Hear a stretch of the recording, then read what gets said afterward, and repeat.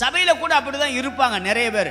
என்ன செய்வாங்க, முன்னாடி நான் இப்படிலாம் பிரகாசித்தேன் பாஸ்டர், இப்ப முன்னாடி இவ்வளவு ஜெபம் பண்ணேன் பாஸ்டர், இப்ப முன்னாடி இவ்வளவு வேதம் வாசிச்சேன் பாஸ்டர், இப்ப ஆவிக்குரிய ஜீவியத்துல முன்னாடி நான் செஞ்சிட்டேன், முன்னாடி நான் அதை பண்ணினேன், நான் முன்னாடி இப்படி பண்ணிட்டேன், எல்லாம் நான் செஞ்சேன் பாஸ்டர், ரைட், ரொம்ப சந்தோஷம், அதை நான் மெச்சிக்கொள்றேன். ஆனா அதே நேரத்தில் இப்போ கர்த்தர் உங்கள்கிட்ட எதிர்பார்க்கிறது இருக்கிறதா?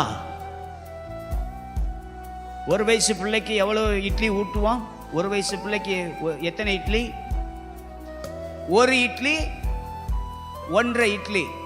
அந்த 1.5 இட்லி 45 வயசுல உள்ளதான ஒரு ஆளுக்கு கொடுத்தா ஓகேவா? பத்தாதா? அப்ப இதுவே பத்தாதுன்னு உங்களுக்கு தெரியுறப்ப, நான் ஆவிக்குரிய ஜீவியத்துல எத்தனை வருஷம்னு பார்த்து சொன்னா, அத்தனை வருஷத்துல நம்ம ஆவியில வளர்ந்துருக்கோமா, தேவனுடைய சமூகத்தில் வளர்ந்துருக்கோமா, ஜெபத்துல வளர்ந்துருக்கோமா, இல்லைன்னு சொன்னா நம்முடைய வேத வாசிப்புல வளர்ந்துருக்கோமா? இன்னும் சொல்ல போனா நிறைய பேர் ஜெபத்துல வளர்ந்துடுறாங்க, வேத வாசிப்புல வளர்ந்துறாங்க, ஆனா கனியில வளரல. அல்லேலூயா சொல்லுங்க.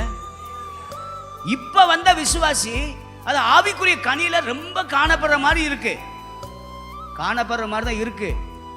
ஆனா பல வருஷ விசுவாசி கனியே காணாம காணப்படுற மாதிரிலாம் இருக்க.